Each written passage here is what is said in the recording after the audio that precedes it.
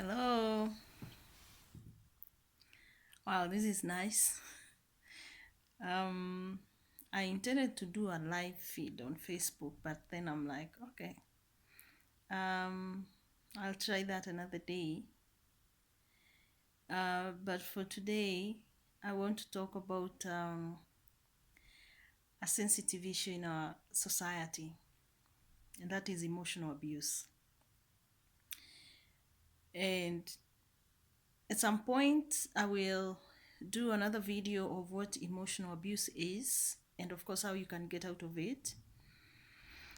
But at this moment, I just want to really define the whole problem that is in our society and how um, a lot of women have come to a place of accepting emotional abuse as an identity. As a matter of fact, the tribe I come from, Kikuyu, a woman is called Motumia. And Motumia means Gotumeria Maundu. That is what women are told to do. Those who don't understand Kikuyu, it says, that is a bit hard to translate, but I will try. It means as a woman, you're supposed to like not express yourself, you know. And a lot of people could argue, oh, Patricia, that is not what it means. It means to actually like protect your home. But what is the cost of protecting your home? And according to our cultural and religious systems, the cost of a woman protecting their own home is by accepting emotional abuse as a norm or as an identity. This is what women do. Wanawake. In fact, even men say, hey, wanawake wanapitianga mambo mengi. Hey, wanawake wanavumilia. you know and this comes from the belief system that a woman, the purpose of a woman in a relationship, whatever it's marriage, it's is to build the man.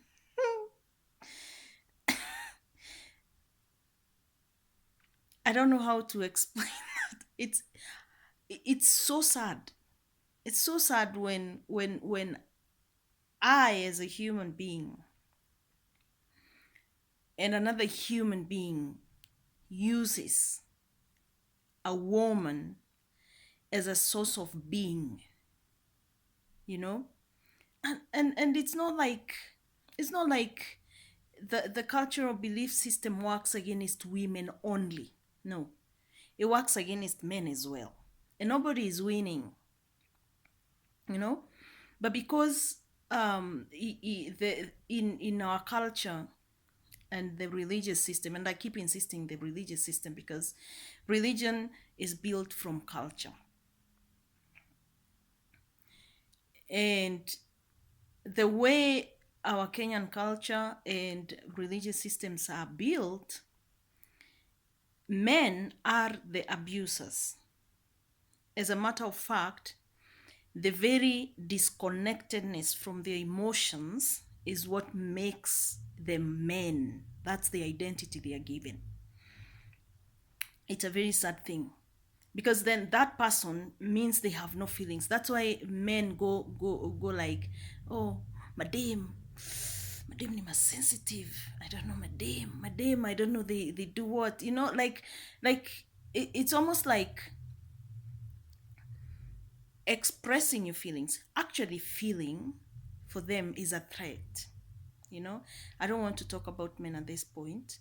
I want to keep going about women because the way culture and religious system, belief system has affected women is totally different from how it has affected men. And women are more of, like worse. Like they are affected in a more awful way, and there's no way out. It's almost like you have to die to be in a relationship. And I actually remember watching one YouTube video where this lady said that she had to die. And dying is not really physical death. Dying is giving up your, oh my God, it's so sad. It's very sad. It's giving up your identity. You don't feel your feelings anymore. You don't think your thoughts anymore.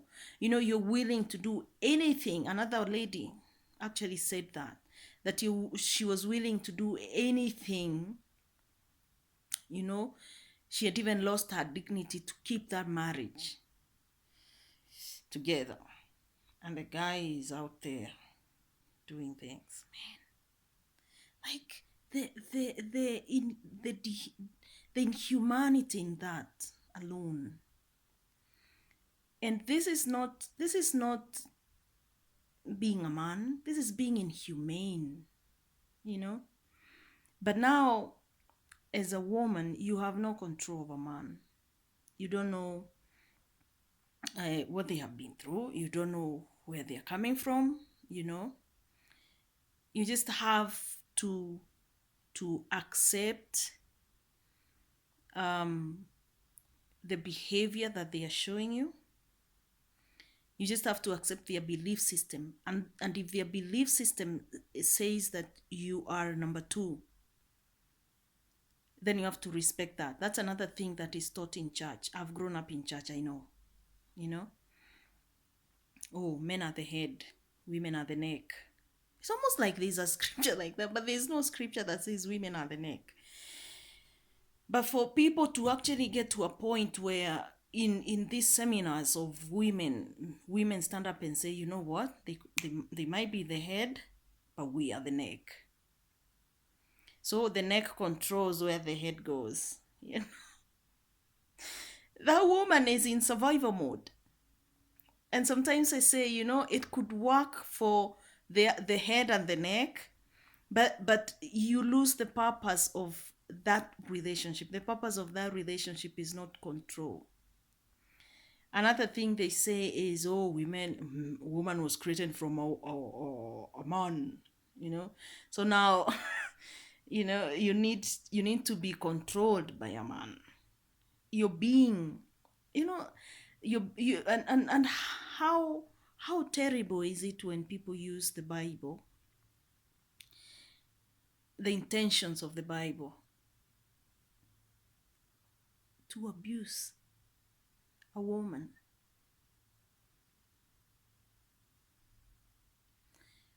People, we have a real problem. And the solution is not to control a man. The solution for you as a woman, or I like to say, I am a human being who has a sexuality of a woman. You're a human being who has a sexuality of a woman.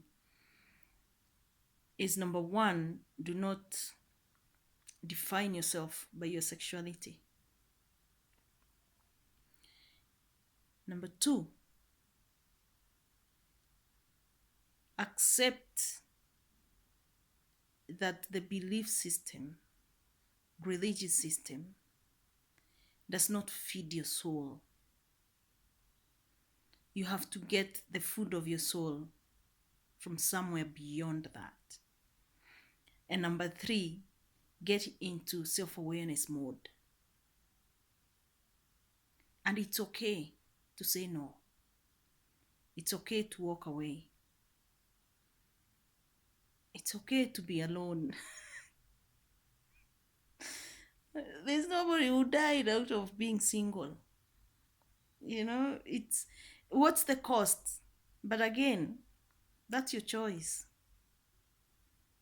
You know, you have a choice to make. I think a lot of women feel they don't have a choice, you know, until it's too late. Dignity is a right. And if that man does not give you dignity, then it's not love. And that is one of the things that I'll be looking at in the future. I have a small book I've written, Why Should I Marry? I'm Happy Single. In that book, I have put the daddy issues. At some point, I would like to look at those because our culture,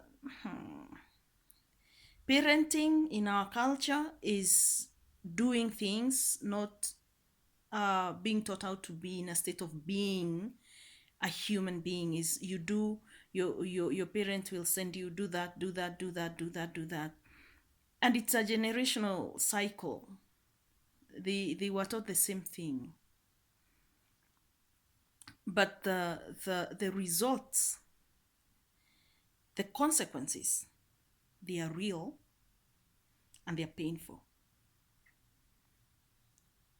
And unless as a human being you get to that point of, I am a human being who deserves dignity, and anybody who sits on my table and does not give me that, then they don't deserve to be on my table.